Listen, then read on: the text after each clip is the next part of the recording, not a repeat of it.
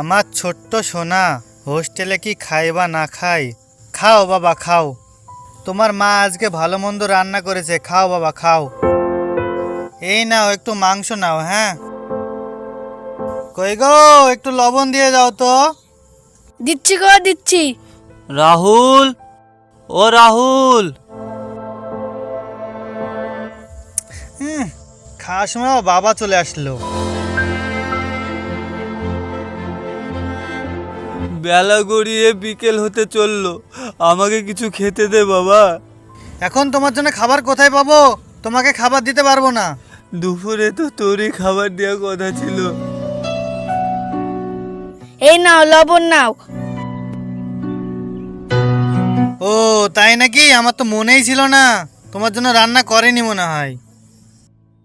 বাবা, খাবার তো সব কিছুই আছে, তো দাদুকে একটু খাবার দিলে কি হবে? চুপ কর, ছোট মুখে আবার বড় বড় কথা। তোকে এত কথা বলতে কে বলেছে? এই খাবার তো দাদুকে দিলে তোর মা কি খাবে রে? দাদু ভাইকে মারছিস কেন? মারিস না। আমার ভাগটা দাদুকে দিয়ে দাও, আমি আর খাবো না। এই এক চড় মেরে তোর গাল লাল করে দেবো, যা ঘরে যা। ঠিক করেছে। মার থেকে মাসির দরদ বেশি। যাও দাদু ভাই, তুমি ভিতরে গিয়ে খাও। বুড়োটার আবার আদিক খেতা। শোনো বাবা, এখন আমার কাজ কাম নেই, এখন আমার ইনকাম ভালো হচ্ছে না। আজ থেকে আমি তোমাকে খেতে দিতে পারবো না। তুমি ওই মেজো ছেলের কাছে যাও। যাই দেখি। যত জ্বালা সব আমার ঘাড়ে এসেই পড়ে।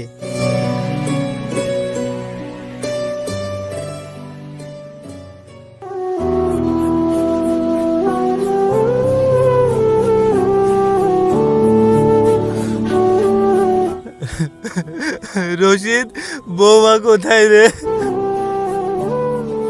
আমাকে দুটো খেতে দিতে বল।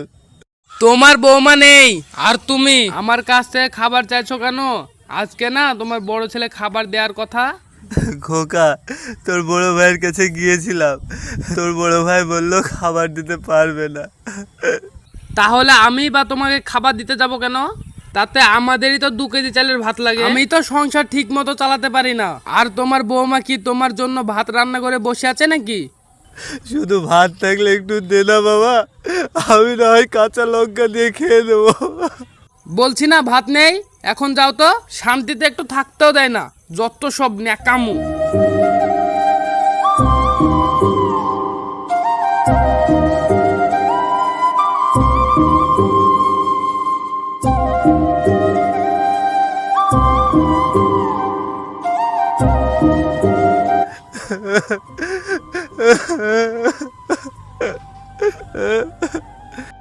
ছোট খোকা, ও ছোট খোকা। কি হয়েছে কি? তোর বড় ভাইয়ের কাছে খাবার চেতে গেলাম, খাবার দিল না। তোর মেজো ভাইয়ের কাছে গেলাম, উল্টো পাল্টা কথা বলে তাড়িয়ে দিল। তোর কাছে কিছু খাবার থাকলে দে না বাবা, আমার খুব খিদে পেয়েছে। বাবা, তুমি আমার কাছ থেকে খাবার চাইছো কেন? আজকে তো আমার খাবার দেওয়ার কথা না। বাবা, তোদের 3 ভাইয়ের মধ্যে তোরই তো একটু টাকা পয়সা বেশি আছে, ওদের থেকে তোর অবস্থা একটু ভালো, আমাকে একটু খাবার দে বাবা। কেন আমি একা দেবো কেন? তোমার জমি জায়গা দেওয়ার সময় আমাদের 3 ভাইকে তো সমান ভাগ করে দিয়েছো, তখন তো আর আমাকে তো তুমি বেশি জমি দাওনি। আজকে তোমার যে ছেলের কাছে খাবার খাওয়ার কথা, তুমি সেই ছেলের কাছেই যাও, আর আমি এত দায়িত্ব নিতে পারবো না। আমার অনেক খিদে পেয়েছে রে খোকা, আমাকে দুটো ভাত দে, ঘরে কাঁচা লঙ্কা আছে তাই দিয়ে খেয়ে নেবো। আর ভাত নেই, যা ছিল গরুকে দিয়ে দিয়েছি। ওই ভাতগুলো গরুকে না দিয়ে আমাকে দিলেও তো পারিস, আমার খিদের জ্বালাটা মিটতো। দেখছো না আমার গরুর স্বাস্থ্য আগের থেকে অনেক কমে গিয়েছে। এই বিকেল বেলায় আর আমাকে জ্বালাও না, যাও তো যাও। হায় রে সন্তান, জমির ভাগগুলো পেয়ে গেছিস, আর এখন আমার থেকে গরুর মূল্য অনেক বেশি।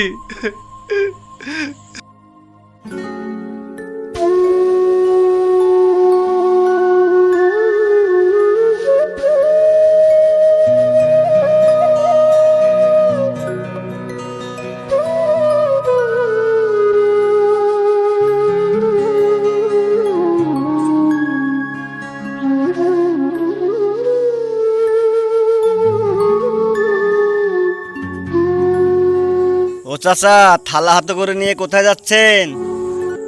বাবা, দেখি কোথাও চারটে খাবার পাই কিনা। কেন, সকাল থেকে কিছু খাননি নাকি? না বাবা।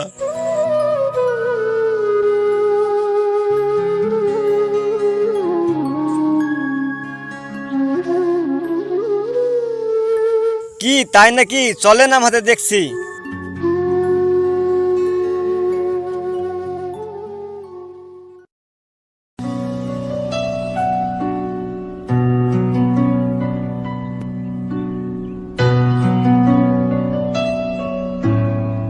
রাহুল, কি ব্যাপার মেম্বার সাহেব আপনি? বসুন বসুন। বসছি, তোদের দুই ভাইকে আগে ডাকিলে আয়। ঠিক আছে যাচ্ছি, আপনারা বসুন।